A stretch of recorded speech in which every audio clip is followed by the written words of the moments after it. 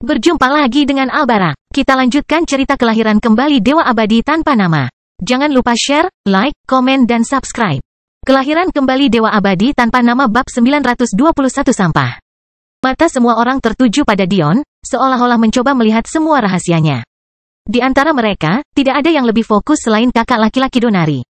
Selama putarannya sendiri, dia tetap bersikap rendah hati, tidak memperlihatkan terlalu banyak tangannya karena dia sudah lama mulai menganggap serius taruhan ini. Bahkan tetua berjubah merah pun berkeringat tanpa henti, tidak mampu mengendalikan emosinya. Jika Dion benar-benar menang, dia harus menjadi pelayan selama 100 tahun. Lebih buruk lagi, separuh dari waktu itu akan digunakan untuk melayani seorang anak. Dan separuh lainnya akan digunakan untuk musuh terburuknya. Itu adalah nasib yang lebih buruk daripada kematian. Bahkan tanpa jiwanya, Dion tahu bahwa 9 lawannya pasti sedang berkomunikasi dengan energi esensi mereka saat ini. Sayangnya, dia tidak punya cara untuk menyadap pesan mereka.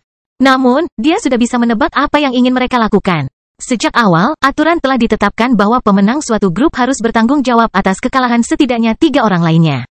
Jadi, menurut Anda apa jadinya jika pemenang tidak memenuhi persyaratan tersebut? Di tahun-tahun sebelumnya, ini berarti semua anggota grup akan menerima sesuatu yang dikenal sebagai kesempatan yang ditakdirkan. Hal ini akan memungkinkan kelompok yang kalah memiliki kesempatan untuk menantang salah satu dari 100 murid teratas dengan kualifikasi untuk memasuki sekte tersebut. Dalam hal ini, selama penantang tersebut menunjukkan kecakapan bertarung yang serupa dengan 100 murid teratas, mereka kemudian akan diterima ke dalam sekte tersebut juga. Itu benar, bahkan tidak perlu untuk menang. Aturan-aturan ini ditetapkan karena Soul Rending Peak memahami bahwa meskipun pertarungan grup berlangsung cepat, namun belum tentu adil. Seringkali, lawan yang lebih kuat akan dikeroyok. Jika seseorang tidak memiliki kekuatan absolut untuk menekan orang lain dalam kelompoknya, bahkan jika Anda secara objektif adalah yang terkuat, nasib baik tidak akan menanti Anda.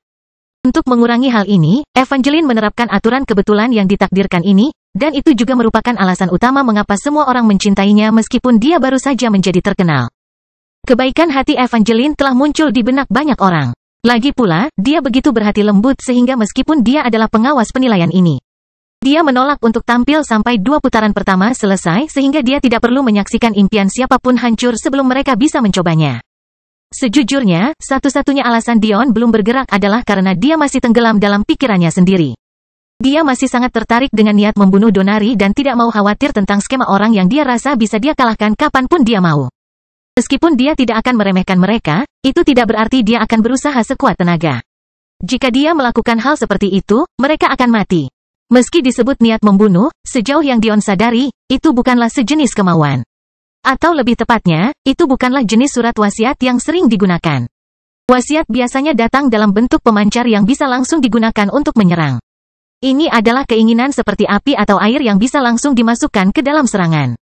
Namun, ada juga surat wasiat seperti surat wasiat iblis yang memiliki efek lebih halus dari biasanya.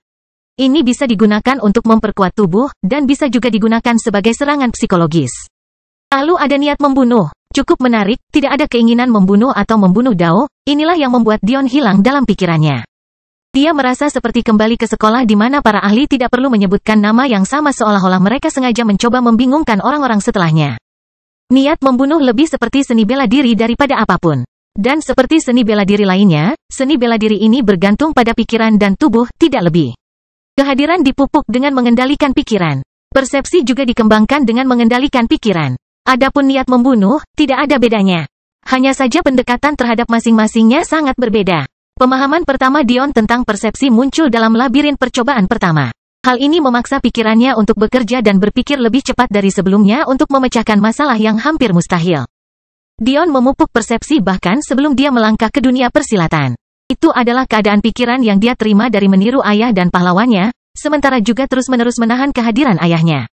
Namun, niat membunuh bukanlah sesuatu yang Dion miliki dalam bentuk yang cukup padat untuk diberi label sebagai niat membunuh yang sebenarnya. Dia tidak mempunyai kondisi pikiran yang tepat untuk mencapainya. Dion menganggap dirinya sebagai orang yang membayar hutang pada saat jatuh tempo, namun dia tidak membunuh tanpa pandang bulu. Misalnya, dia tidak berniat membunuh 9 lawan yang bersiap untuk bertarung saat ini. Dengan cara itu, dia kalah dari Donari yang membunuh karena penghinaan sekecil apapun.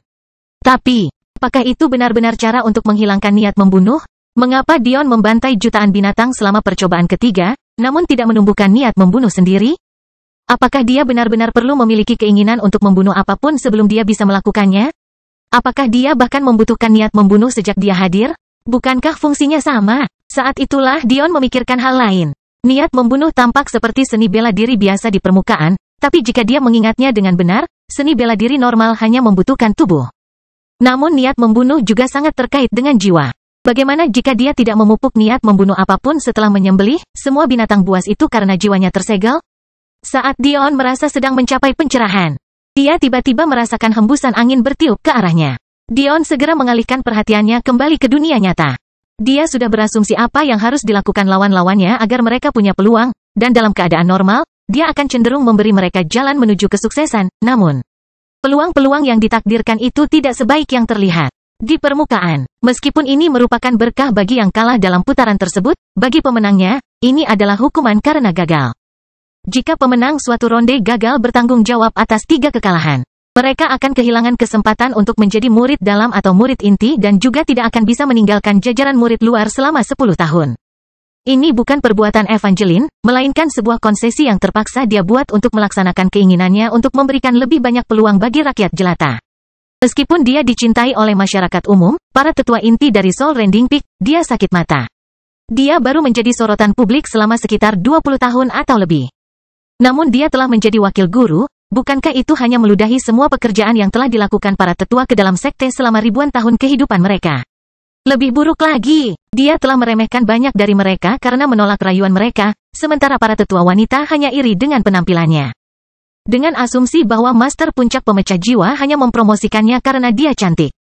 Pada akhirnya, hal ini mengakibatkan banyak rumor tak berdasar menyebar di sekitar Soul Rending Peak dan juga merupakan alasan yang sama mengapa seorang wanita dengan status setinggi wakil guru terpaksa mengawasi penilaian murid belaka. Siapapun yang memiliki kecerdasan dapat melihat bahwa kehidupan Evangeline tidaklah mudah. Bagi publik, dia adalah seorang dewi. Bagi para murid Soul Rending Peak, dia adalah tujuan sekaligus wanita ideal mereka. Tapi, bagi mereka yang statusnya dekat atau setara dengannya, dia dibenci. Bukan karena apapun yang telah dia lakukan secara pribadi, melainkan karena rasa cemburu dan dendam. Tidak jarang rumor tentang hubungan tidak bermoral dirinya dengan pemimpin puncak menyebar di kalangan para tetua, bahkan sampai ke telinga para murid berpangkat tertinggi juga. Semua ini mengatakan, meskipun Dion tidak peduli dengan status yang bisa diberikan oleh Soul Rending Peak kepadanya, dia tidak mampu untuk bermain-main di jajaran murid luar. Itu hanya akan membuang banyak waktu. Kombinasi terbaik antara status dan kebebasan yang bisa dia miliki adalah menjadi murid inti dari puncak. Kelahiran kembali Dewa Abadi tanpa nama bab 922 batas. Sebagai murid luar, dia akan terpaksa membuang-buang waktunya dalam misi, memiliki terlalu banyak orang yang harus dijawab, serta dilarang memasuki terlalu banyak area di puncak. Sebagai murid inti, satu-satunya kewajibannya adalah memupuk dan membela kehormatan sekte ketika dia dipanggil. Tidak lebih, tidak kurang. Segera, 2 sosok muncul di hadapan Dion. Penampilan mereka tampak sangat mirip sehingga bisa jadi mereka kembar, tetapi Dion tahu bahwa yang satu berbeda dari yang lain. Bertepatan dengan pengamatan ini, budidaya mereka juga berbeda. Salah satunya adalah pengumpul esensi tingkat 9, sementara yang lainnya tetap di tingkat 8. Saat ini terjadi, Dion memperhatikan bahwa 7 orang lainnya tidak hanya menjaga jarak, mereka juga bertarung di antara mereka sendiri dengan semua yang mereka miliki. Dion mengerti apa yang terjadi. 2 orang sebelum dia kemungkinan besar bersaudara dan terbiasa bertarung bersama. Pada saat yang sama, budidaya kakak laki-lakinya juga merupakan yang tertinggi di antara seluruh kelompok pejuang. Jelas sekali, ini memberi mereka peluang terbaik melawan Dion. Pada saat yang sama, dengan mengirimkan hanya 2 orang, bahkan jika Dion mengalahkan mereka berdua, dia masih kekurangan 1 persyaratan. Adapun pertarungan yang terjadi di belakang, itu bahkan lebih jelas lagi, mereka ingin bertarung sampai hanya 1 dari mereka yang tersisa. Atau, lebih baik lagi, sampai terjadi kehancuran bersama di antara mereka semua. Dion tidak ragu bahwa mereka saling berkoordinasi untuk membuat pertarungan terlihat senyata mungkin. Mengapa mereka repot-repot memalsukan pertarungan? Jelas karena ada aturan untuk mencegah hasil yang salah. Jika tidak, bukankah mereka 9 harus melompat dari panggung dan mengakui untuk menerima hasil yang diinginkan? Jika pertarungan 7 orang di belakang berakhir dengan 1 pemenang, Dion tidak ragu bahwa saudara-saudara sebelum dia akan segera saling menyerang untuk mendorong satu sama lain sebelum Dion bisa melakukannya. Dion tersenyum. Rencana yang cukup bagus, harus kukatakan. Penonton menyaksikan dengan penuh perhatian, tidak ingin melewatkan satu detail pun. Mereka dalam hati mengangguk pada diri mereka sendiri, ini memang strategi yang bagus. Panggung itu lebarnya beberapa ratus meter dan bahkan pengumpul esensi puncak akan membutuhkan 1 atau 2 detik untuk menyeberang. Pada saat Dion mengalahkan keduanya dan berlari ke sisi 7 lainnya bertarung, mereka akan punya waktu untuk bereaksi. Saudara-saudara tidak menanggapi, malah mempertahankan ekspresi tenang dan fokus. Tinju mereka saling beradu, menyebabkan suara keras yang menghancurkan Coliseum saat mereka saling bertabrakan. Namun, yang membuat kagum penonton adalah kenyataan bahwa kedua tinju yang bertabrakan sebenarnya adalah tinju dari dua bersaudara.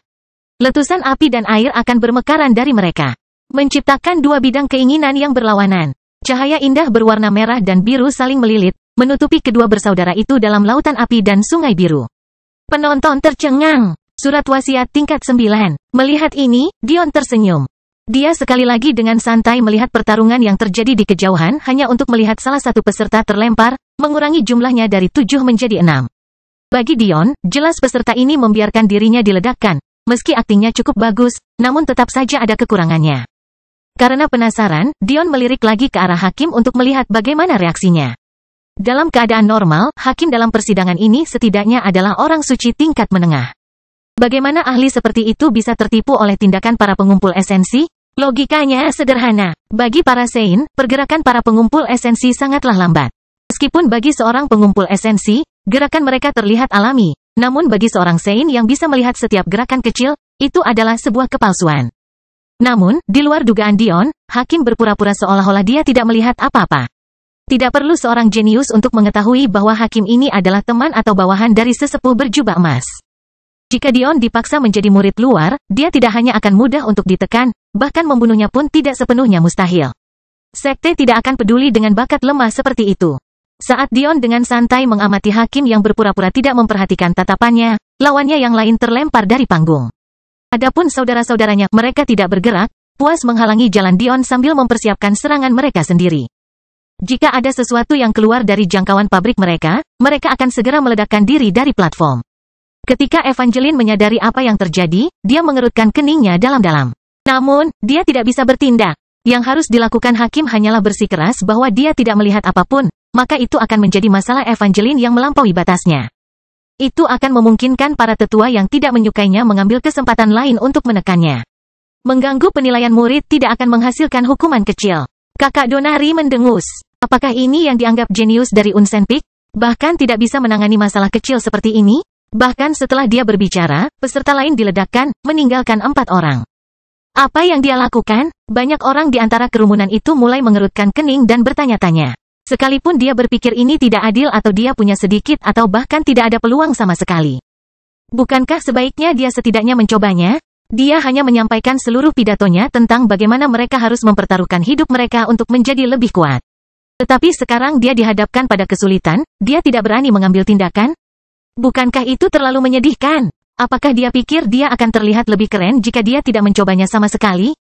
Memikirkan tentang semua peserta sebelum dia yang terhasut oleh kata-katanya dan bahkan mempertaruhkan nyawa mereka untuk mendapatkan tempat, banyak dari penonton yang merasa jijik. Tidak ada yang lebih buruk daripada orang yang banyak bicara tetapi tidak mempunyai kemampuan untuk mendukungnya, atau, paling tidak, mengikuti teladannya sendiri. Satu-satunya orang yang tidak berbicara adalah 4 wanita cantik itu. Dengan kultivasi mereka, mereka dapat melihat bahwa ada sesuatu yang lebih dari tindakan Dion. Apakah dia punya semacam rencana? Harus dikatakan bahwa dalam benak Asina, jika dia tidak ditekan oleh kuadran ke-98, Dion tidak akan menjadi tandingannya. Faktanya, alasan mengapa dia ingin melawan Dion adalah karena ini. Dia melihat Dion layak menjadi lawannya sejak dia ditekan. Tidak lebih, tidak kurang. Jadi, ketika dia melihat Dion tidak bergerak sama sekali, meskipun dia tidak secepat orang lain mengutuknya, dia tetap berpikiran skeptis. Sangat disayangkan dia tidak tahu bahwa Dion juga ditekan. Adapun saudara-saudara yang berdiri di depan Dion, meskipun mereka sangat gembira di dalam, mereka tidak berani tampil secara lahiriah. Namun, bahkan mereka mulai mempertanyakan beberapa hal. Semua persiapan mereka berada di bawah asumsi kekuatan Dion. Bagaimana jika dia menipu semua orang? Bagaimana jika mereka mempunyai kesempatan untuk menang dan dia hanya berpura-pura seolah-olah mereka tidak menang? Jika dia benar-benar membodohi semua orang, bukankah ini akan menjadi lelucon terbesar yang pernah ada? Untuk memberikan kesempatan kepada pengumpul esensi tahap pertama untuk melanjutkan. Di mana mereka akan menyembunyikan wajah mereka jika dia ternyata adalah orang yang lemah? Meski mempunyai pemikiran seperti ini, mereka tidak bergerak. Mereka hanya berjanji pada diri mereka sendiri bahwa jika dia benar-benar menjadi penipu, mereka akan menghancurkannya begitu mereka menjadi murid Soul Rending Peak. Bagaimanapun, mereka berdua adalah saudara. Dengan satu atau lain cara, mereka akan menggunakan strategi mereka ini sehingga mereka berdua bisa masuk bersama-sama. Pada saat itu, dua peserta lagi terlempar di tengah kilatan cahaya, hanya menyisakan dua. Saling memandang, mereka tidak bisa menahan senyum. Bahkan jika Dion mulai berlari ke arah mereka sekarang, dia tidak akan tiba tepat waktu. Selain itu, kedua bersaudara itu masih baik-baik saja dan pasti bisa menghalanginya. Mereka akan mendapat kesempatan untuk memasuki puncak tak terlihat. Pada saat itu, Hakim tidak bisa menahan cibirannya saat dia mengawasi situasi di arena, mempersiapkan dirinya untuk menerapkan aturan kebetulan yang ditakdirkan. Kedua peserta melancarkan serangan terkuat mereka, dengan cepat menjelaskan satu sama lain bagaimana cara melarikan diri tanpa terluka dan kelemahan teknik mereka sebelum meledakkannya ke depan. Saat itu, kedua bersaudara itu juga memperhatikan situasi di belakang. Saling memandang dan tersenyum, mereka juga melancarkan serangan terhadap satu sama lain. Kerumunan hanya bisa menyaksikan dengan kekecewaan di wajah mereka ketika empat mayat terbang terpisah, melayang di udara menuju garis luar batas. Kelahiran kembali Dewa Abadi tanpa nama bab 923 dia tidak. Bahkan ketika kerumunan ingin mulai mencemooh dan para murid memandang Dion dengan jijik, dia hanya tersenyum, mengambil langkah maju. Sejujurnya, aku tidak punya keinginan untuk melenyapkan kalian semua. Dalam keadaan normal, aku tidak ingin memotong jalan menuju masa depan kalian dan akan memberi kalian semua kesempatan yang ditakdirkan. Namun, Wakil Guru Evangeline telah cukup baik untuk memberi kalian semua kesempatan ekstra. Dan, menjadi murid inti cukup penting bagiku, jadi aku tidak bisa membiarkan kalian semua melakukan sesuka kalian. Penonton tidak mengerti apa yang dibicarakan Dion. Keempat kontestan sudah meluncur menuju batas luar. Jika dia menginginkan kesimpulan yang dia cari, dia harus menghentikan setidaknya 3 dari mereka keluar.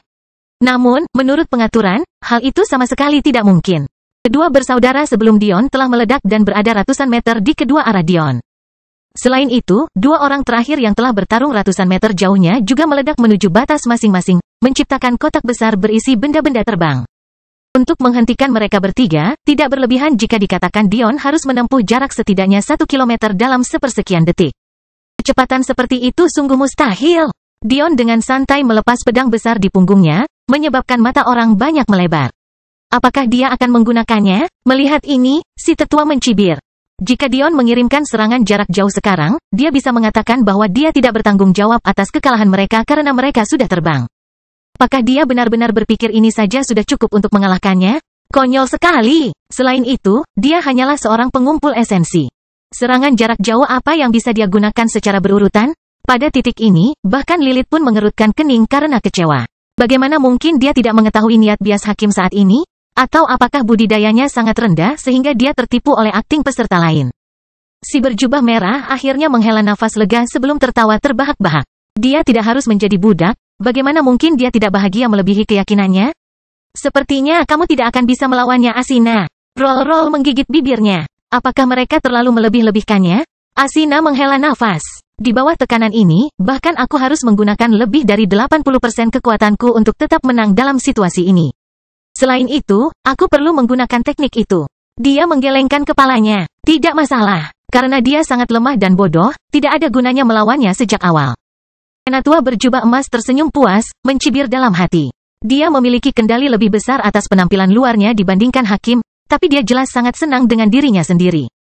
Sekarang, dia tidak perlu khawatir tentang apa artinya baginya sebagai tetua sekte luar jika menyinggung murid berpangkat tinggi. Faktanya, bahkan jika dia ingin membunuh Dion setelah ini, itu semudah membalikkan tangan. Mungkin satu-satunya orang di arena yang tidak meragukan Dion adalah Donari sendiri. Hanya dia yang sadar bahwa menghadapi Dion seperti menghadapi puncak gunung abadi. Itu bahkan belum dekat. Dia mungkin saja ikut balapan tanpa garis finish.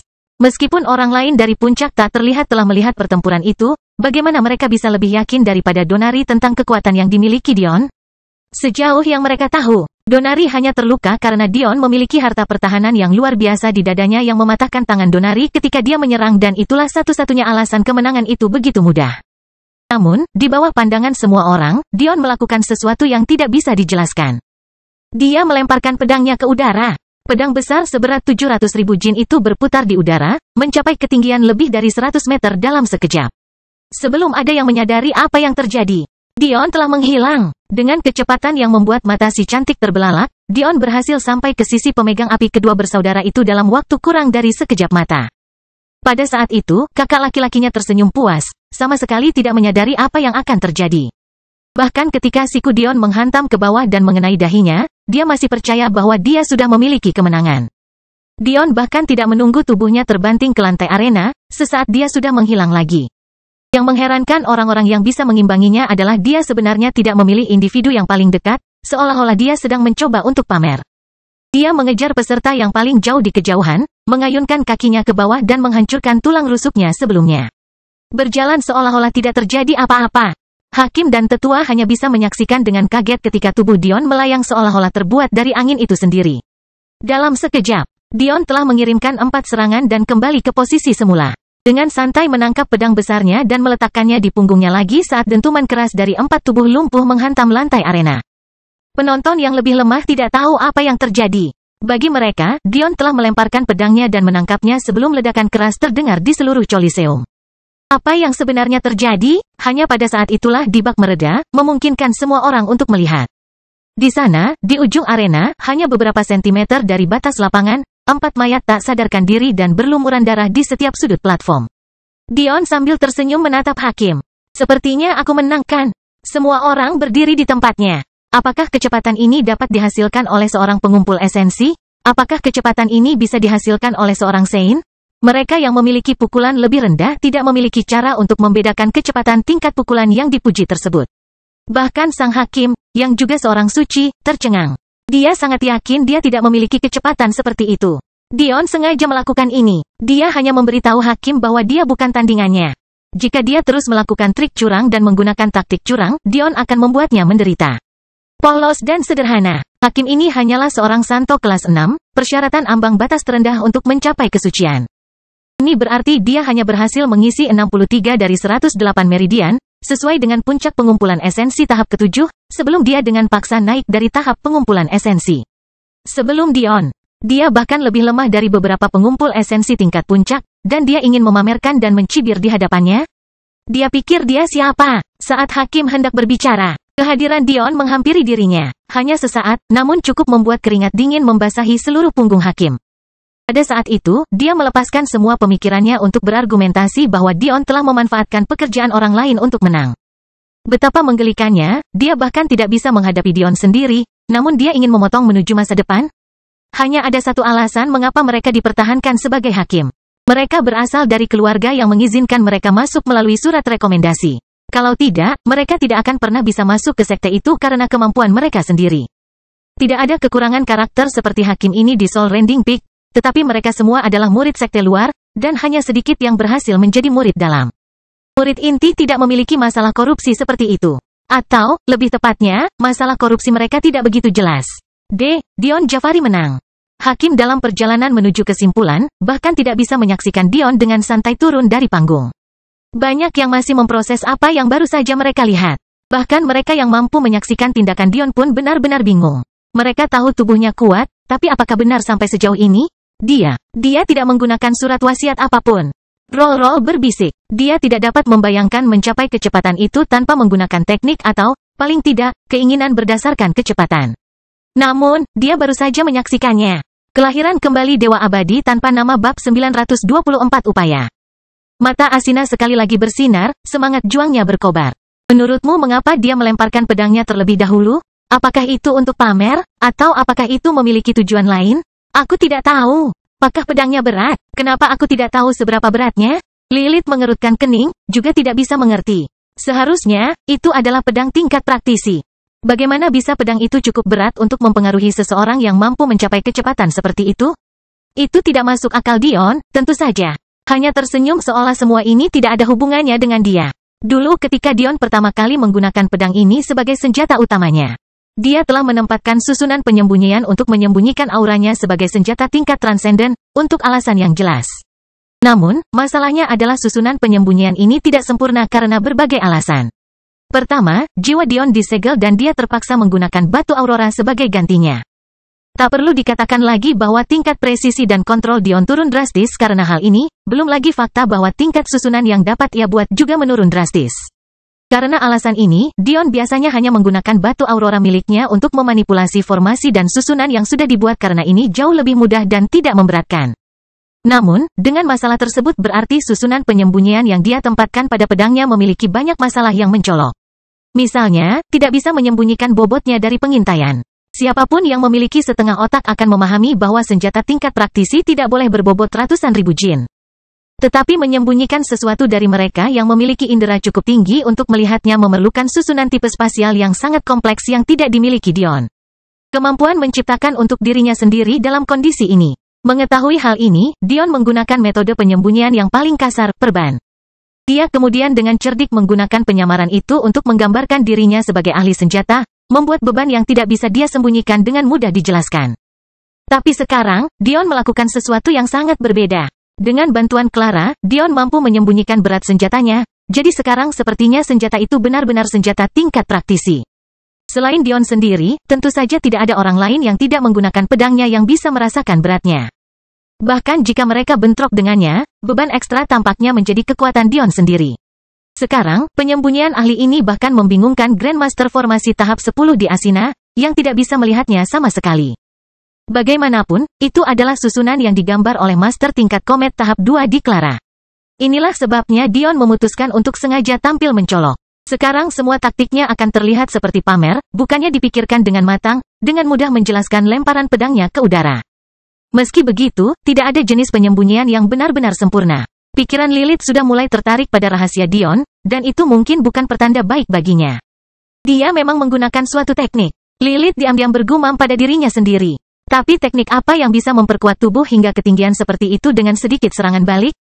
Meskipun Lilith tidak bermaksud agar orang lain mendengarnya, Asina tetap melakukannya. Teknik, maksudmu bagaimana kulitnya memerah? Jika mataku tidak menipuku, pembuluh darahnya juga berwarna emas untuk sesaat juga. Roro mengedipkan matanya yang besar dengan manis, tetapi budidayanya terlalu rendah untuk bisa melihat hal-hal itu. Dion nyaris kabur baginya. Kekuatannya berlipat ganda setidaknya 3 hingga 4 kali lipat. Kerutan di dahi Lilith semakin dalam. Benarkah mereka harus menyingkirkannya? Namun kekuatannya masih belum cukup untuk menangani para ahli kuadran ke-98 saja, apalagi mereka perlu melangkah maju sendiri. Tapi, meski dia memikirkan hal ini, kenyataannya adalah jika Lilith harus melawan ahli paling top di kuadran ke-98, dia juga masih kalah. Tentu saja, itu karena dia baru berusia 21 tahun, namun faktanya tetap benar. Jadi tidak. Lilith tidak berbicara dalam arti dia melangkah maju secara pribadi, melainkan apakah perlu memanggil ahli dari klan mereka atau tidak. Asin, Lilith berkomunikasi melalui saluran energi. Saat kamu melawannya, lakukan sekuat tenaga. Jangan menahan apapun. Tapi, Asina ingin protes. Mereka bersembunyi karena suatu alasan. Sampai mereka memasuki dunia dalam menara, tidak aman bagi mereka untuk menggunakan semua kemampuan mereka. Di dunia persilatan, jalur kultivasi mereka tidak dipandang rendah karena alasan moral. Tidak ada seorang pun yang begitu bosan atau benar sehingga berusaha keras untuk menghukum mereka. Kenyataannya adalah jalur kultivasi mereka hanya tampak jahat bagi orang awam. Mereka tidak perlu menyelidiki praktik yang benar-benar jahat seperti menggunakan kuali budidaya, memurnikan makhluk hidup menjadi boneka, atau membunuh orang yang tidak bersalah demi mendapatkan kekuasaan. Jadi, alasan mereka dibenci di sini bukan karena moralitas. Sebaliknya, itu karena kekuatan dan rahasia mereka. Kuadran tempat Roro, Asina, dan Lilith berasal memiliki banyak rahasia yang telah lama hilang dari dunia budidaya arus utama, banyak rahasia yang bahkan Dion pun akan ngiler. Namun, mereka mempunyai alasan masing-masing untuk tetap berpisah, dan sekarang bukanlah waktu yang tepat untuk mengubah hal tersebut. Secara keseluruhan, mereka yang digulingkan sebagai penggarap jalur iblis di luar menara adalah hal yang sangat tabu bagi masa depan anggota klan mereka. Apakah pantas mempertaruhkan kebaikan seluruh kuadran mereka untuk menyelidiki seorang pemuda yang usianya sedikit lebih tua dari mereka? Aku akan menanganinya. Selain kamu dan dia, tidak ada orang lain yang bisa menduga teknik yang kamu gunakan. Faktanya, tidak ada jaminan bahwa dia akan mengenalinya. Lilith menjawab dengan tenang. Tapi, bagaimana jika dia melakukannya? Saya berencana membunuhnya apapun hasilnya. Tidak masalah. Suara Lilith dingin dan tanpa emosi. Jika seseorang tidak mendengar kata-katanya, dia mungkin sedang membicarakan sesuatu yang sama sekali tidak ada hubungannya dengan pembunuhan manusia lain. Sina mengerutkan kening, tapi masih mengangguk. Sebaiknya kau pastikan Roro tidak mengetahui semua ini. Kalau tidak, aku tidak akan memaafkanmu. Sebaiknya kau mengingatnya sementara aku akan menyeberang ke alam surga paling lama dalam 2 tahun, entah kau akan pernah ada di udara. Simpan kecenderungan Ratu Hantu tak berperasaanmu untuk dirimu sendiri, atau aku akan membuatmu membayar dengan kedua tinjuku sendiri. Lilith berpura-pura seolah-olah dia tidak mendengar kata-kata Asina dan memfokuskan kembali perhatiannya pada pertarungan di bawah, hanya untuk menemukan mata Dion menatapnya. Pada saat itu, matanya yang hitam pekat, sangat kontras dengan rambut putihnya yang tergerai, tiba-tiba bersinar merah. Untuk pertama kalinya dalam hidupnya, dia merasa seolah-olah dia ketahuan, dan itu membuatnya kesal. Namun, Dion sama sekali tidak terganggu dengan niat membunuhnya. Meskipun dia tidak tahu mengapa dia begitu marah, dia berasumsi bahwa dia tidak suka dipandangi. Dion punya alasan sendiri untuk memastikan bahwa dia masuk radar wanita cantik misterius ini. Meskipun orang lain mungkin berteriak padanya untuk tidak menonjolkan diri, terutama istrinya, itu bukan gayanya. Jika orang-orang yang bekerja di kuadran ke-98 yang aneh ini ingin mengadakan perang kecerdasan dan kelicikan, dia akan dengan senang hati menurutinya. Bentrokan kemauan antara Lilith dan Dion hanya terjadi sesaat dan mengakibatkan keduanya tidak mundur. Namun, hal itu tidak diperhatikan oleh siapapun kecuali Evangeline yang pikirannya sendiri juga sama misteriusnya. Dengan cara ini, penilaian dilanjutkan tanpa banyak ketegangan. Dion berkobar dalam putarannya, tidak pernah lagi membiarkan penonton menyaksikan kehebatan babak penyisihan grupnya. Sebaliknya, tindakannya lebih lambat dan lebih disengaja. Seringkali, dia bahkan memberi lawannya beberapa petunjuk yang akan sangat bermanfaat bagi mereka dalam pertarungan melawan murid-murid puncak tak terlihat. Tindakan Dion mulai membayangi kepribadiannya sebagai individu yang sombong dan justru mulai mendapatkan rasa hormat dari banyak peserta. Lagi pula, mereka tidak punya alasan untuk marah kepada Dion karena telah mengalahkan mereka mengingat mereka masih memiliki peluang bagus untuk mencapai 200 besar dan masih masuk sekte tersebut. Begitu saja, Dion memenangkan 6 pertandingan berturut-turut dan melangkah ke babak semifinal tanpa banyak usaha. Kelahiran kembali Dewa Abadi tanpa nama bab 925 berakhir. Untuk alasan yang jelas, penonton dan 4 pesaing terakhir sendiri sangat menantikannya. Jika mereka memenangkan 1 pertandingan lagi, mereka akan memiliki peluang terbaik untuk menjadi murid inti. Saat ini, 4 pemuda berdiri di atas panggung. Salah satunya adalah Dion, yang lainnya adalah Donari dan kakak laki-lakinya. Yang terakhir, dia adalah orang biasa yang berhasil mencapai tahap pengumpulan esensi ke-10 dalam waktu kurang dari 180 tahun. Demi keadilan, turnamen tersebut hingga saat ini belum menggunakan gaya bracket turnamen yang normal. Sebaliknya, tanda kurung hanya dikunci pada 1 putaran, sebelum diacak untuk putaran berikutnya, dan seterusnya. Dengan cara ini, akan terjadi pengacakan terus-menerus yang akan menghentikan individu merencanakan pertandingan mereka. Tentu saja, ini hanya di permukaan saja. Tampaknya ini merupakan praktik yang baik, namun kenyataannya adalah bahwa pengorganisasian seperti itu memungkinkan terjadinya lebih banyak gangguan. Konon, Dion masih berhasil sampai ke sini. Di hadapan kekuasaan absolut, trik-trik kecil tidak menjadi masalah. Setidaknya itulah yang terjadi jika rencanamu tidak cukup mendalam. Pemandangan emas berdiri di depan mereka, menggunakan formasi untuk mengacak dan mengatur keempat nama mereka. Dion Jafari vs Donari Kaides? Suara orang tua itu menggelegar. Firver vs Olaf Kaides. Setelah mendengar ini, Donari menghela nafas. Dia telah bersumpah untuk menjadi murid inti, tetapi bagaimana hal itu masih bisa terjadi sekarang? Namun, kekesalan ini hanya berlangsung sesaat. Ini adalah kesempatannya untuk berdebat dengan Dion lagi. Pertarungan terakhir mereka berakhir terlalu cepat dan dia tidak memiliki kesempatan untuk mempelajari apapun. Bahkan jika dia tidak bisa menang, dia akan berusaha sekuat tenaga. Sejak awal, kinerja Donari telah ditayangkan kepada dunia kehebatan konstitusi. Menjadi pengumpul esensi tahap keempat, namun dengan mudah melawan mereka yang berada di posisi atas adalah sesuatu yang hanya bisa dilakukan oleh orang-orang seperti Donari. Dia dengan percaya diri berjalan ke tengah panggung, berhadapan dengan Dion dengan niat bertarung yang meluap-luap dan niat membunuh yang kuat. Saya tidak tahu bagaimana cara bertarung jika bukan untuk membunuh. Kamu harus memaafkanku. Donari berbicara dengan sangat serius. Semua orang memahami seberapa besar korelasi antara konstitusi dan disposisi satu sama lain, sehingga banyak yang memahami penderita Donari. Konstitusi tidak menyebabkan perubahan kepribadian, melainkan kecenderungan tertentu yang meningkatkan peluang untuk mendapatkan konstitusi jenis tertentu. Donari pun demikian. Aku akan membuatmu menggunakan senjatamu itu. Donari melesat ke depan, segera menggunakan teknik gerakan puncak tak terlihat yang sangat dipuji, Raising Up, Illusory Steps. Dia sebenarnya sudah memasuki babak ketiga. Murid inti dari Unsen Peak melihat penguasaan Donari dalam sekejap. Lagi pula, bagaimana mungkin banyak orang yang lebih mengenal ajaran inti sekte mereka daripada diri mereka sendiri? Setiap sekte memiliki kelompok inti ajaran. Ajaran-ajaran ini akan mencakup aspek terpenting dari budidaya dan kecakapan tempur. Salah satunya adalah teknik gerakan sekte tersebut. Teknik lainnya adalah teknik berbasis serangan yang disesuaikan dengan spesialisasi sekte, misalnya teknik mengayunkan pedang atau teknik tinju. Teknik lainnya adalah teknik berbasis pertahanan. Meskipun hal ini tidak selalu menjadi bagian dari persamaan, sekte yang mengkhususkan diri pada ajaran pasifis atau kemauan kuat seperti kemauan bumi. pasti akan memasukkan teknik cabang ini sebagai bagian dari ajaran inti mereka. Intinya adalah bahwa tergantung pada sekte, kelompok ajaran inti dapat memiliki cakupan yang luas dan beragam. Adapun puncak tak terlihat, memiliki 3 ajaran. Yang pertama adalah teknik gerakannya, illusory steps. Yang kedua adalah teknik budidayanya. Dan yang terakhir adalah teknik berbasis serangannya, illusory intent. Selain membuat marah keluarganya, alasan lain mengapa Donari memilih bergabung dengan sekte yang pernah didukung oleh keluarga Jafari adalah karena teknik tersebut. Masing-masing berkisar dari tingkat puncak bumi hingga tingkat surga yang lebih rendah, dan juga sangat cocok dengan konstitusi seperti pembunuhnya. Apa yang lebih buruk dari niat membunuh yang tidak Anda duga akan terjadi? Tubuh Donari menjadi seperti ular sebelum menghilang dalam semburan kabut merah yang menakutkan. Pada saat itu, kehadirannya benar-benar dibungkam, membuat Dion tersenyum memuji sebelum meninju keluar dengan sudut yang aneh dan ke bawah. Ledakan, tinju Dion bertabrakan dengan tinju Donari, memulai serangkaian pertukaran. Pada saat itu, Dion tampak seperti sedang melakukan tinju bayangan. Jika bukan karena ledakan sonik udara yang keluar dari tinjunya, banyak orang akan percaya bahwa dia tidak mengenai apapun.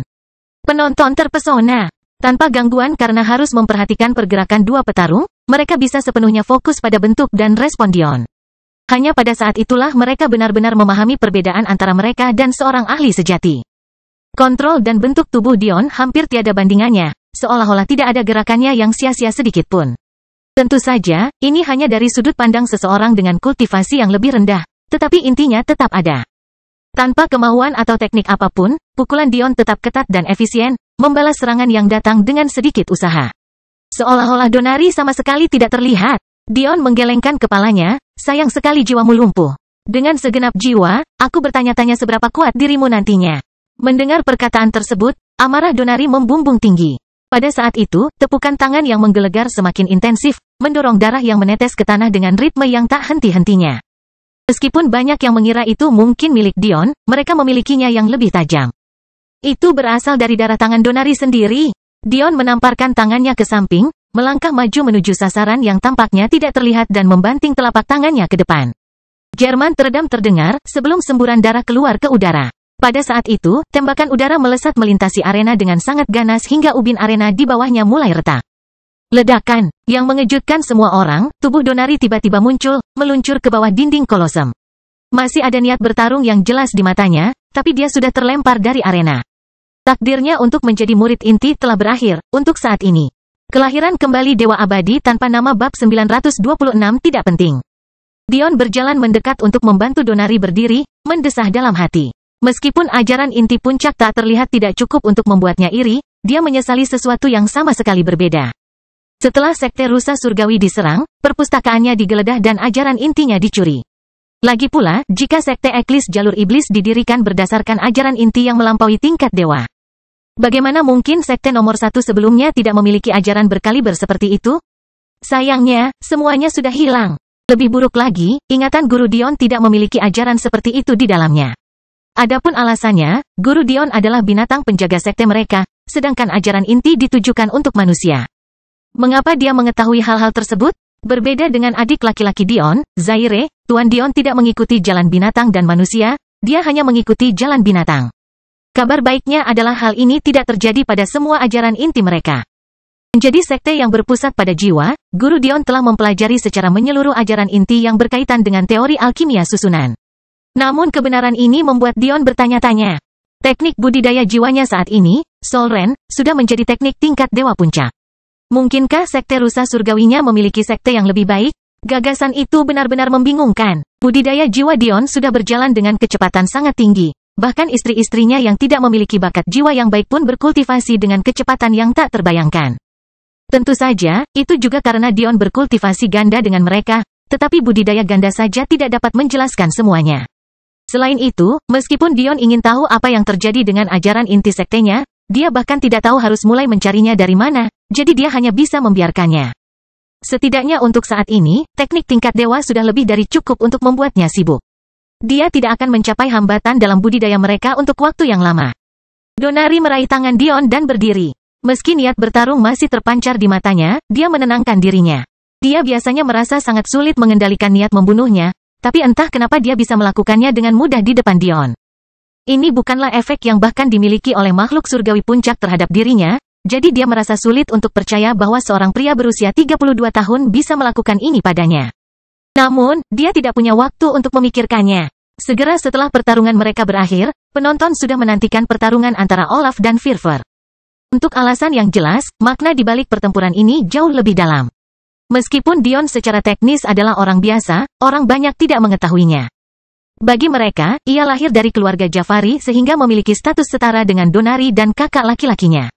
Namun, Firfir adalah orang biasa. Faktanya, dia adalah seorang yatim piatu. Sejak usia sangat muda, dia sendirian, kehilangan keluarganya karena kobaran api perang. Mengingat usianya sekitar 170 tahun, perang ini jelas bukan perang yang sama yang mengusir keluarga Jafari. Melainkan salah satu dari banyak perang yang sepenuhnya diabaikan oleh penduduk katedral planet. Meskipun katedral universe benar-benar tenang, masih ada 99 alam semesta lain yang sepertinya tidak pernah terpikirkan oleh mereka yang tinggal di sini. Di alam semesta itu, tidak ada yang lain selain kekerasan yang meluap-luap yang melanda kehidupan semua orang yang ada di sana. Karena katedral sepenuhnya mengabaikan penderitaan orang-orang itu, katedral telah menjadi sarang para bandit dan calon penguasa. Tidak ada kekurangan individu yang ingin menguasai tanah itu dan menjadi raja dari apa yang Firfir anggap tidak lebih dari tumpukan sampah. Maka tidak mengherankan jika Firfir meremehkan kehidupan aman dan mulia yang dijalani orang-orang beruntung di alam semesta ini. Namun, dia tidak berani menunjukkan ketidakpuasan apapun karena dia mengerti bahwa dia akan diburu jika orang-orang di sini mengetahui bahwa dia bukan dari katedral universe. Firfir telah mempertaruhkan segalanya untuk menyelinap ke alam semesta ini dan mendapatkan kesempatan hidup baru. Dia tidak akan kehilangan kesempatan itu hanya untuk balas dendam kecil-kecilan pada keberadaan yang tidak bisa dia lawan. Tapi, itu tidak berarti dia tidak memiliki amarah yang membara di dalam dirinya, menunggu untuk dilepaskan. Sayangnya, dia juga memahami batasannya. Karena dia tidak dilahirkan di alam semesta ini, dia tertekan karena berada di sini juga. Meskipun penindasan universal tidak terlalu berlebihan seperti penindasan tingkat kuadran, hal ini juga tidak boleh diabaikan. Menghadapi Olaf, Firfir menenangkan dirinya. Meskipun keluarga Kaides adalah salah satu organisasi yang paling dia benci, bersama dengan The Cathedral dan keluarga The Jafari, dia tahu dia tidak boleh kehilangan kesabarannya di sini. Jika dia bertarung, dia tidak akan bisa mengendalikan dirinya sendiri, dan jika dia mengungkapkan kultivasi aslinya, akan mudah untuk menyelidiki bahwa dia sedang ditekan. Jika itu terjadi, akhir hidupnya tidak akan bagus. Namun, dia tidak putus asa. Meskipun dia membenci Dion, katanya juga menginspirasi dia. Setelah mendapatkan tempat di puncak Soul Rending dan menjadi murid batin, dia akan berangkat ke menara dan menenangkan diri di sana. Jika suatu hari nanti dia menjadi benar-benar bertenaga, dia akan mengangkat kuadran ini dari keterpurukan dan membuka jalan bagi semua orang yang kurang beruntung dibandingkan dirinya. Jadi, sebelum hakim dapat mengucapkan kata pun, Firfir menangkupkan bersantai dan membungkuk. Saya mengakuinya. Di bawah terjadi kaget semua orang, dia berbalik dan turun dari orang. Olaf mencibir. Bagus kalau rakyat jelata mengetahui tempatnya. Firfir membeku saat turun dari panggung, gemetar. Tinjunya mengepal begitu erat hingga ruas-ruas jari kulitnya yang kecoklatan berubah menjadi putih seluruhnya sebelum warna merah tua mulai menetes ke celah-celah jari-jarinya. Penonton tidak berani bersuara. Bagaimanapun, setelah Firfir kebobolan, pertandingan harusnya berakhir. Namun, hakim masih belum menyampaikan kata pun, seolah-olah dia sedang menunggu untuk melihat apakah Firfir benar-benar menerima penerimaan ini. Sebenarnya, tidak ada yang salah dengan apa yang dilakukan hakim. Faktanya, jika Anda memutarnya dengan benar, itu bisa terlihat seperti dia mendukung Firfir dengan memberikan kesempatan untuk menarik kembali pernyataannya. Namun kenyataannya sangat berbeda. Semua juri yang hadir terlalu kurang berbakat untuk bisa mencapai Soul Rending Peak dengan cara normal, itulah sebabnya status mereka sangat rendah. Jadi, bagaimana mereka mengenakan jubah emas seorang murid? Sederhananya, mereka adalah keturunan bangsawan dan karenanya memanfaatkan sistem yang bias dan korup untuk menerima surat rekomendasi untuk masuk sekte tersebut. Tidak bisa dikatakan bahwa semua bangsawan adalah orang yang buruk, itu konyol. Namun, mengharapkan mereka yang memiliki prospek buruk dalam budidaya untuk tidak merasa kesal dan kesal terhadap dunia adalah permintaan yang terlalu berlebihan. Hari penilaian adalah satu-satunya hari di mana para hakim merasa bahwa mereka mempunyai kekuatan nyata, dan mereka cenderung menggunakannya. Jika mereka bisa memaksa Firfir ke dalam situasi yang membeku, mereka akan melakukannya. Namun semuanya tidak berjalan sesuai rencana. Jika kamu ingin turun dari panggung, apakah kamu benar-benar akan membiarkan kata pun dari badut menghentikanmu? Suara Dion tidak terlalu keras, tetapi di arena yang dibangun untuk gaung suara. Semua orang tidak perlu mendengar kata-katanya. Rahang Firfir mengatup. Meskipun perkataan Dion benar, dia juga merasa Dion tidak ada di sisinya, jadi sinkronisasi langsungnya adalah menyerang. Apa yang kamu tahu tentang hidupmu? Hampir tidak ada apa-apanya. Tapi, aku tahu banyak tentang kehidupanku sendiri. Jawab Dion sederhana. Tanggapan ini hanya membuat Firfir semakin marah. Siapa yang tidak tahu tentang hidupmu? Anggota keluarga Jafari yang lain dan kamu dianggap memberiku nasihat? Saya tidak berpikir untuk melakukan apapun.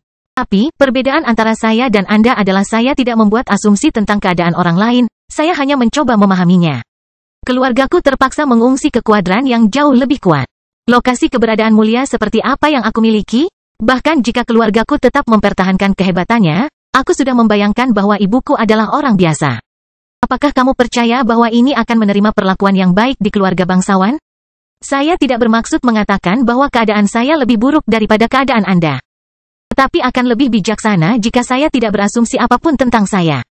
Kata-kataku sederhana, jika kamu mempunyai sesuatu yang ingin kamu lakukan, apakah kamu benar-benar perlu bersusah payah berubah pikiran karena perkataan seseorang yang tidak penting bagi tujuanmu? Kelahiran kembali Dewa Abadi tanpa nama bab 927 kelas 3. Mata Firfir menatap tajam ke mata Dion. Mungkin jika penampilan benar-benar bisa membunuh, Dion sudah lama mati. Namun, itu tidak mengubah fakta bahwa perkataannya sangat masuk akal. Siapa yang tidak tahu kalau keluarga Jafari terpaksa mengungsi? Siapa yang tidak tahu bahwa patriark mereka, Bol Jafari, terluka parah selama perang? Dan Dion sebenarnya telah menjelaskan bahwa ibunya adalah orang biasa dan bahkan kuadran ke-74, bahkan sebagai seorang duke, tidak tahu apa-apa tentang hal itu. Pada akhirnya, tidak ada yang meragukannya. Bangsawan tidak dapat memahami gagasan tentang seseorang yang mulia, berpura-pura bahwa dia bukan bangsawan. Sementara rakyat jelata tidak dapat memahami gagasan seseorang dengan sengaja menurunkan dirinya ke level mereka kecuali mereka ada di sana. Mengepalkan rahangnya, ekspresi tegas muncul di wajah Firfir saat dia dengan tegas melangkah pergi, tidak lagi peduli dengan hal lain di sekitarnya. Saat dia melakukannya, Dion dengan santai melompat ke atas panggung untuk melihat Olaf yang mengepul. Dia tidak lagi peduli pada Firfir, tapi mendengar Dion memanggilnya badut sudah cukup membuatnya marah. Jika dia kalah dalam pertempuran ini, tidak hanya seorang tetua dari puncak pembantaian yang akan menjadi budak, dia juga harus menyerahkan ajaran inti keluarganya kepada musuh bebuyutan mereka. Tidak perlu dijelaskan mengapa ini merupakan tamparan di wajah keluarga Kaides. Ini adalah pertarungan yang tidak boleh dia kalahkan. Di bawah panggung, Donari ingin memperingatkan Dion tentang ajaran inti keluarga mereka. Meskipun dia telah memutuskan hubungan dengan keluarga Kaides dan menolak menggunakan teknik mereka, bukan berarti dia tidak memahami seluk-beluk keluarga Kaides. Namun, dia merasa meskipun dia melakukan ini, itu tidak akan membantu Dion, jadi dia hanya menahan lidahnya. Sampai saat ini, Olaf bersikap sangat rendah hati. Hanya menggunakan teknik sederhana dan budidayanya yang luar biasa untuk menang hingga sekarang. Faktanya, banyak lawannya yang langsung kebobolan selain dua orang yang melebih-lebihkan kemampuan mereka dan mencoba menggunakan keluarga Kaides untuk mendapatkan ketenaran. Meskipun keluarga Jafari selalu terkenal karena penggunaan kemauan dan persepsi yang sangat baik. Yang membedakan keluarga Kaides adalah kemampuan garis keturunan mereka dan bagaimana hal itu terhubung dengan ajaran inti. Sekarang, Olaf tidak punya alasan lagi untuk bersikap rendah hati. Dia akan melepaskan segalanya dan membunuh Dion ini dari sisa keluarga Jafari di sini. Dion diam-diam berdiri di depan Olaf, wajahnya tenang. Seolah-olah dia sedang menonton daripada berpartisipasi. Sebenarnya, pertarungan ini tidak ada gunanya bagi Soul Rending Peak. Mengingat ada dua tempat murid inti, pertarungan di antara mereka agak berlebihan. Setelah menghabiskan lebih dari 1 hari penuh menyaksikan pertarungan talenta inferior, para murid Soul Rending Peak mulai merasakan gatal yang sangat ingin mereka garuk. Anehnya, meskipun mengetahui bahwa Dion dan Olaf akan menjadi dua murid inti baru sekte mereka, bahkan murid luar tidak menunjukkan rasa hormat yang tulus kepada mereka. Tentu saja, Dion mencatat hal ini. Tampaknya mengklaim tempat melalui penilaian tidak memperkuat posisi Anda di sekte tersebut. Namun, Dion tidak keberatan. Bagaimanapun, ini masuk akal.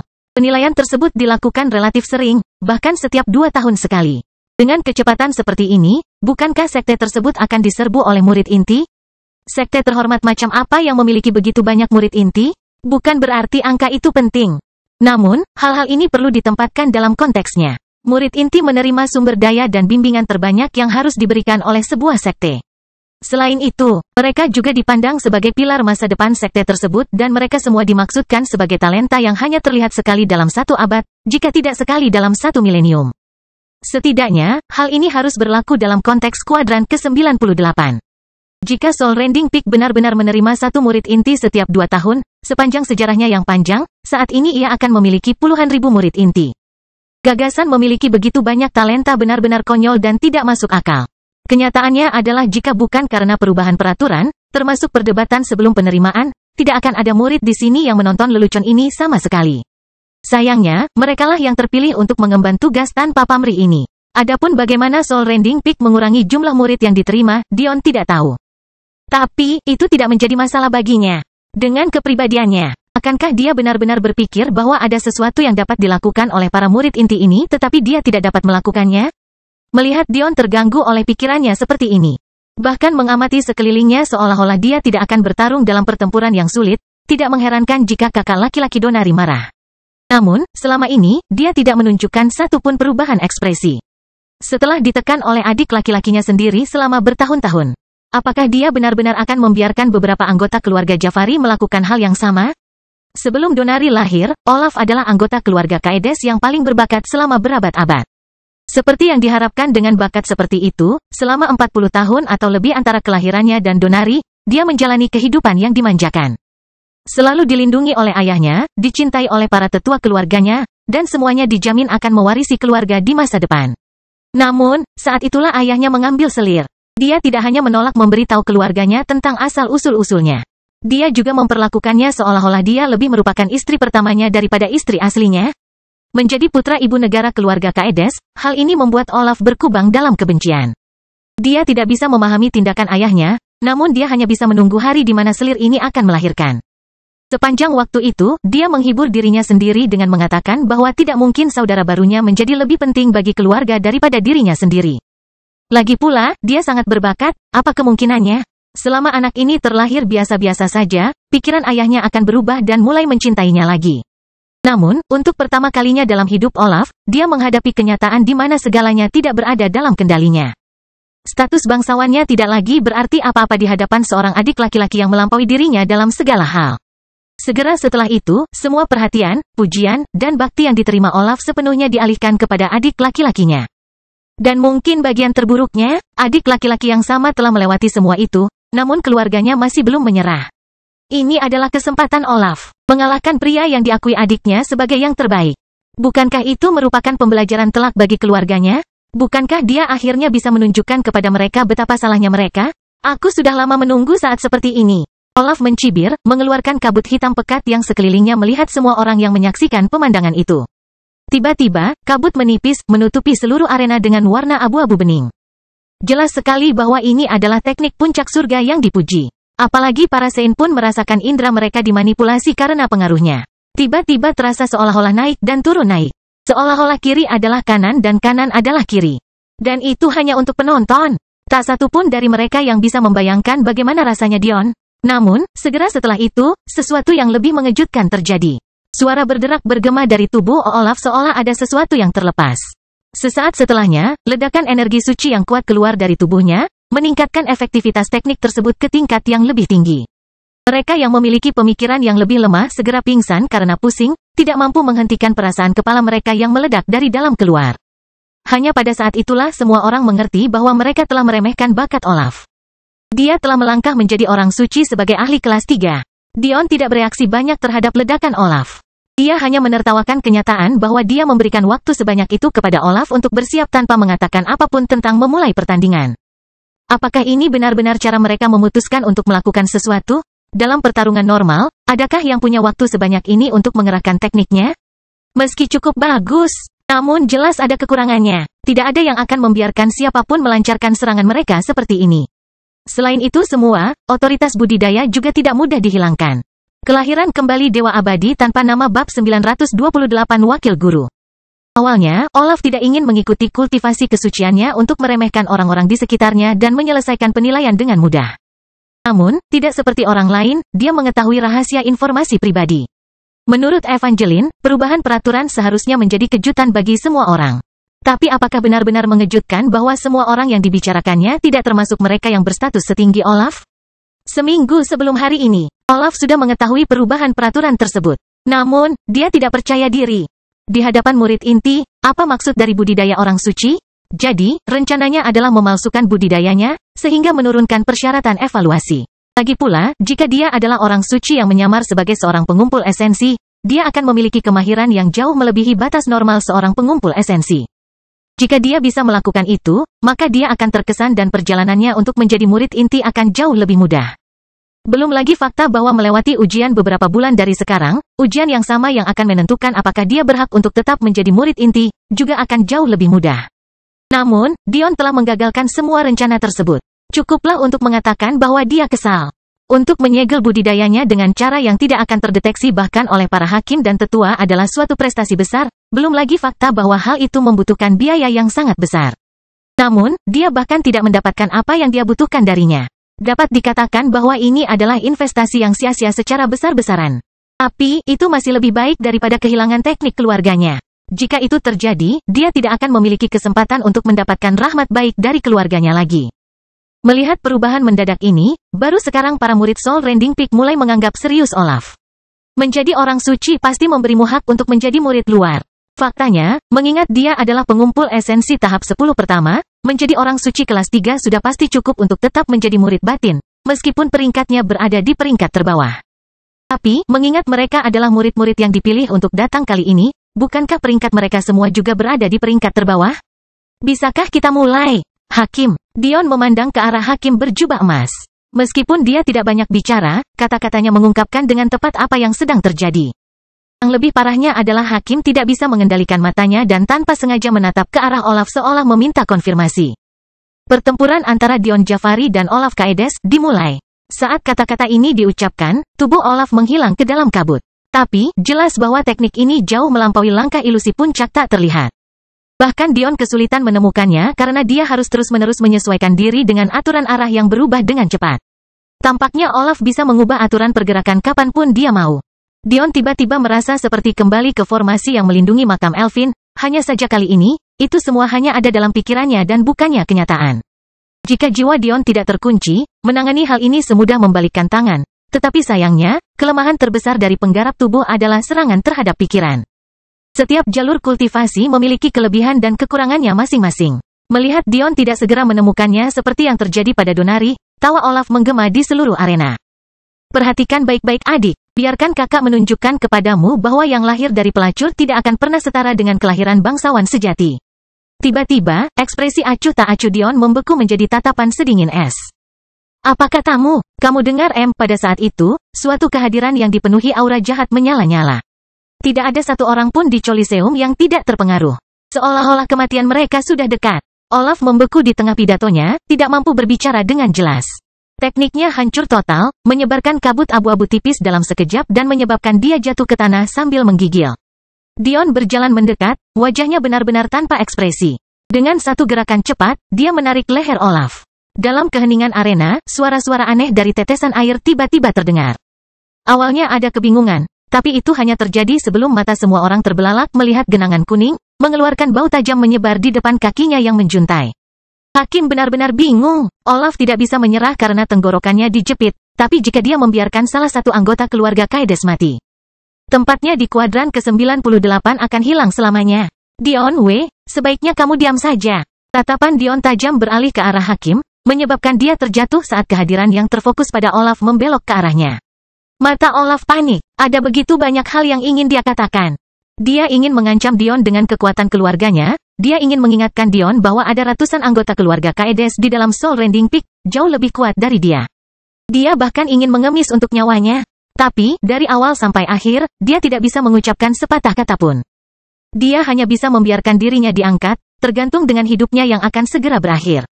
Tetua diselimuti emas adalah orang pertama yang membentaknya, berhenti. Namun, Dion tidak memedulikannya. Di kehidupanmu selanjutnya, pelajari siapa yang bisa dan tidak bisa kamu sakiti. Pelajari yang bisa dan tidak bisa kamu bahas. Pahami bahwa ibuku tidak memiliki nama yang bisa digunakan oleh orang sepertimu. Tanpa berkata-kata lagi, Dion meremukkan tenggorokan Olaf, mengakhiri hidupnya dalam sekejap. Dion langsung menjatuhkan mayat Olaf ke dalam kotorannya sendiri.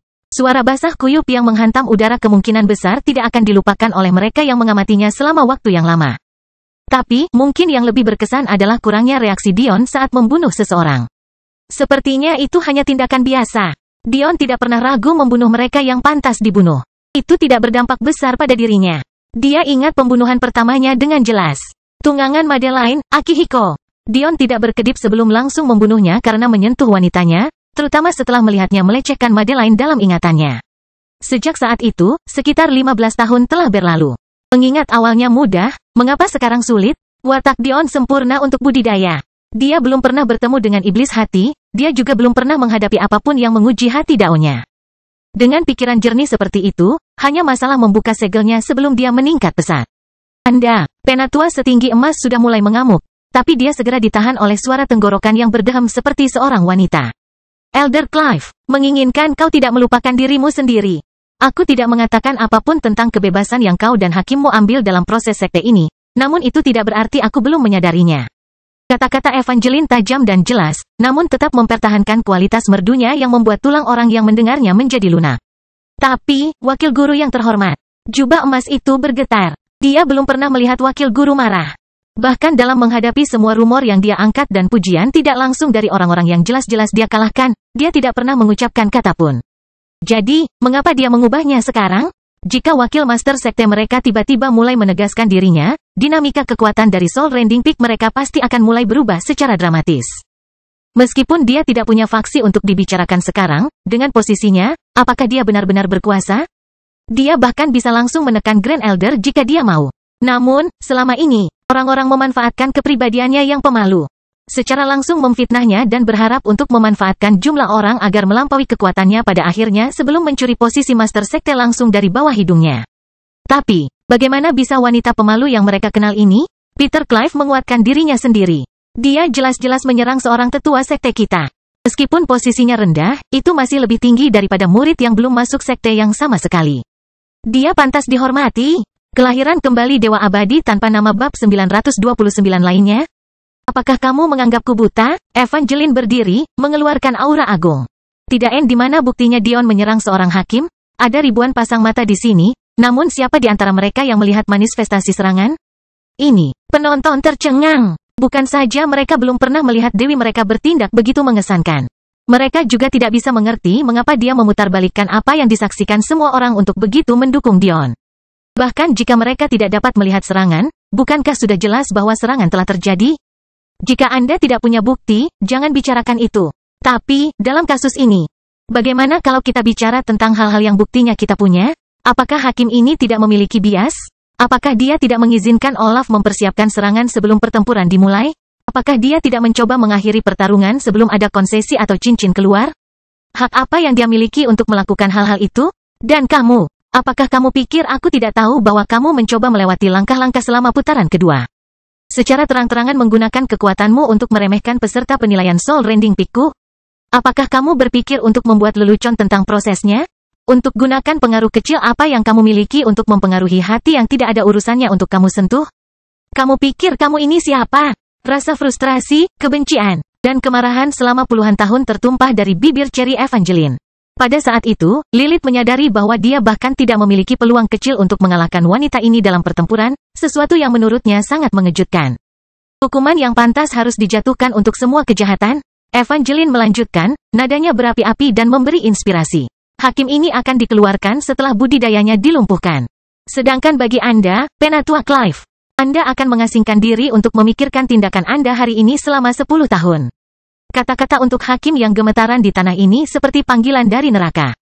Sementara Penatua Clive merasa dirinya gemetar karena amarah sehingga dia tidak berani mengucapkannya. Mereka memang salah, tapi hukuman seperti itu terlalu keras. Evangeline kemudian menoleh ke Dion yang saat ini sedang menatapnya tanpa ekspresi, seolah-olah dia sedang memikirkan sesuatu tanpa sadar. Sedangkan bagimu, hukumanmu akan ditentukan berdasarkan penempatanmu sebagai murid. Ini tidak adil, tapi ini hanyalah cara hidup. Semakin berguna Anda, semakin banyak keringanan hukuman yang Anda terima. Bahkan jika tidak ada bukti seranganmu, faktanya adalah kamu mengganggu dan tidak menghormati keputusan Hakim Soul Rending Peak. Jika Anda tidak berhasil menjadi murid, Anda selamanya dilarang menghadiri penilaian di masa depan dan kultivasi Anda akan lumpuh. Jika kamu menjadi murid inti, tidak akan ada hukuman karena hakim tidak berhak menanyaimu. Jika kamu menjadi murid batin, kamu akan menghadapi 10 tahun pengasingan. Jika kamu menjadi murid luar, kamu akan menghadapi 100 tahun pengasingan. Penonton kaget. Awalnya, mereka mengira Evangeline mengambil langkah maju karena dia memiliki hubungan ambigu dengan Dion.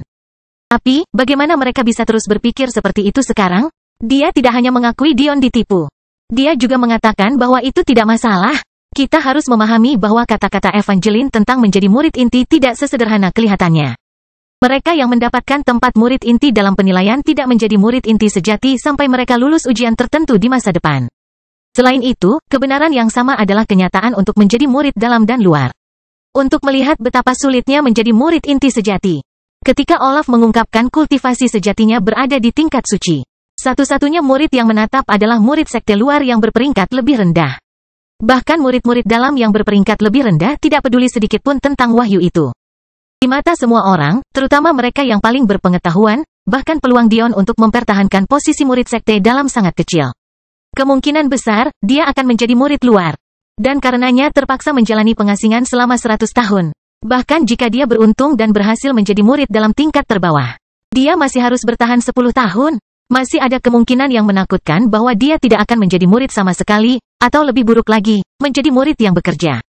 Jika demikian, budidayanya akan lumpuh dan hidupnya akan hancur total. Siapapun yang mengetahui bahkan sebagian kecil dari kenyataan ini tiba-tiba menyadari bahwa Evangeline tidak menunjukkan sikap pilih kasih. Sebaliknya, kebenarannya adalah dia melampiaskan amarah yang sudah terlalu lama dia simpan di dalam dirinya. Para hakim dan penatua Clive telah mendorongnya melampaui batas kemampuannya dan dia tidak dapat lagi menanggungnya. Yang tidak diketahui siapapun adalah Evangeline masih belum selesai dengan hukumannya. Selain itu, jalanmu untuk mendapatkan kesempatan untuk ujian peringkat juga akan meningkat dalam kesulitan. Selama pertarunganmu dengan murid puncak rending jiwaku, kamu harus menang. Jika tidak, itu akan dianggap sebagai kegagalan dan budidayamu akan lumpuh.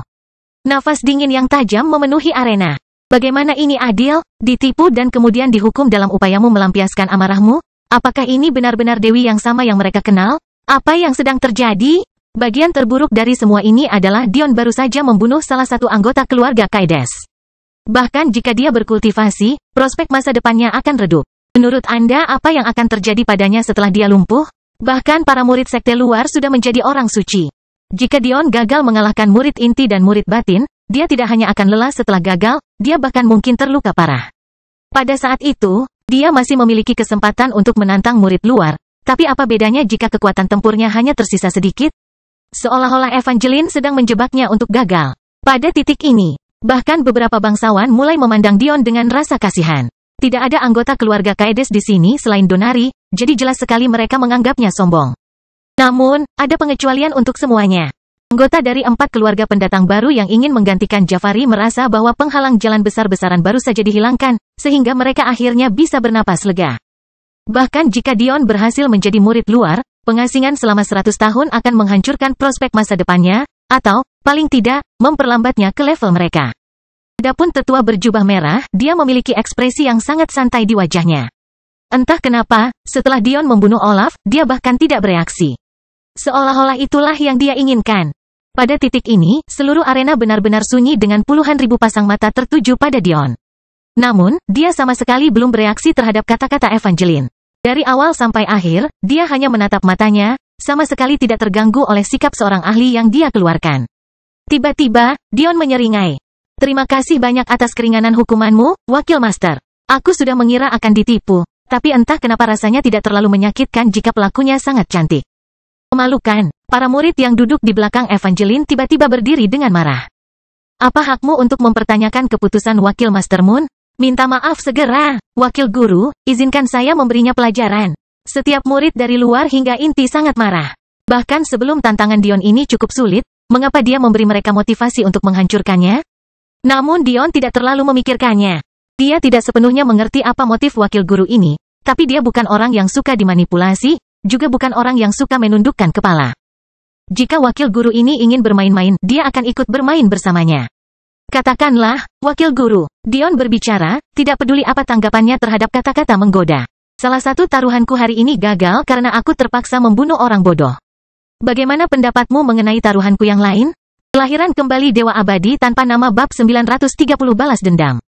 Kata-kata Dion tidak meredakan amarahnya. Nyatanya, sikap cueknya justru menambah kemarahan publik. Namun, apa yang mereka lakukan adalah membuat semua orang menyadari sesuatu. Ketika Dion menggunakan kontrak darah dengan Olaf, tetua berjubah merah dan tetua Nova, keempat pihak harus berlaku. Begitu salah satu pihak meninggal dunia, kontrak langsung batal. Alasan mengapa hal ini berhasil adalah karena tidak ada klausul yang mengecualikan kematian, juga tidak ada ketentuan yang melindungi nyawa Olaf. Jadi, meskipun Dion menang, dia tidak hanya tidak akan menerima teknik puncak surga, dia juga tidak akan menerima tetua berjubah merah sebagai budak. Ini sangat disayangkan. Bukan karena Dion peduli dengan tekniknya, melainkan karena dia tidak lagi dapat memperoleh informasi yang diinginkannya dengan mudah. Apa hakmu untuk bertaruh denganku? Evangeline menanggapi dengan tenang, bahkan tidak bereaksi terhadap komentar tajam Dion. Bahkan jika kamu memiliki kecakapan bertarung seperti seorang suci. Bahkan jika kamu memiliki kecakapan bertarung seperti seorang surgawi. Itu masih belum cukup. Mendengar perkataan wakil guru, para murid mengangguk serempak, seolah-olah dia berbicara mewakili mereka semua. Dion tersenyum. Aku paham. Jadi, kamu ingin bertanggung jawab atas hilangnya kesempatan puncak rending jiwamu untuk mendapatkan madu lebah Ratu Giok? Kata-kata Dion menimbulkan keributan di antara murid-murid yang sama. Meski penonton mungkin belum sepenuhnya memahami nilai madu itu, bahkan setelah mendengar penjelasan Dion, bagaimana mungkin mereka tidak? Ketika Dion menyelesaikan taruhannya dengan Olaf, mereka belum sampai di sini.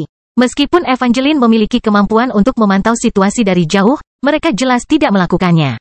Jadi, ini adalah pertama kalinya mereka mendengarnya meskipun Evangeline sudah mengetahuinya jauh sebelumnya.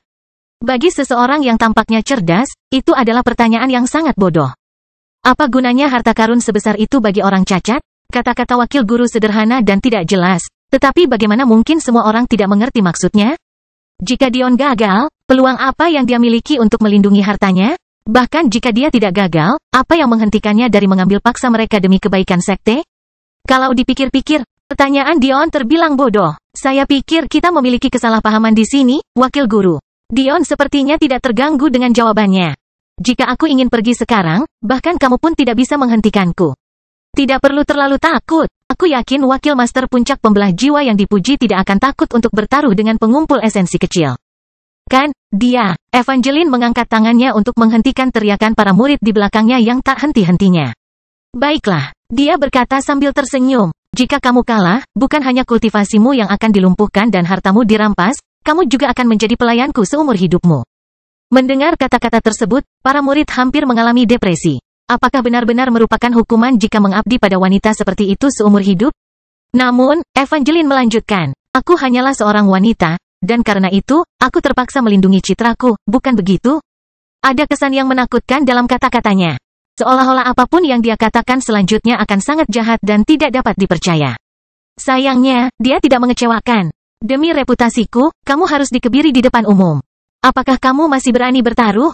Evangeline berulang kali mengejutkan semua orang yang mendengarnya. Bahkan para tetua di sekitarnya merasa seperti sedang melihat wanita yang benar-benar baru. Mereka yang telah menghabiskan beberapa dekade terakhir untuk merencanakan dan berbicara di belakang punggungnya tiba-tiba merasakan keringat dingin membasahi punggung mereka. Apakah selama ini dia bersikap penakut? Apa yang memberinya kepercayaan diri untuk mengungkap fasadnya sekarang? Apa rencananya? Bagaimana dia menghadapinya? Pertanyaan-pertanyaan ini muncul dan keluar dari benak mereka ketika mereka dengan tergesa-gesa mulai membuat laporan ke berbagai faksi. Jelas sekali bahwa seekor naga yang tertidur telah terbangun dan mereka tidak tahu kemana harus membawanya dari sini. Di luar ekspektasi semua orang, Dion hanya nyengir lagi. Saya setuju, tapi, kata-kata Dion menggantung di udara seolah-olah dia sengaja membuat semua orang dalam ketegangan. Setelah aku menjadi murid inti, aku akan pindah ke halaman pribadimu. Menurutku tidak perlu dikatakan bahwa kamu tidak akan diizinkan pindah, kan? Melihat kontras antara ekspresi polos Dion dan kotoran yang keluar dari mulutnya. Semua orang dibuat bingung oleh sikapnya yang tidak tahu malu.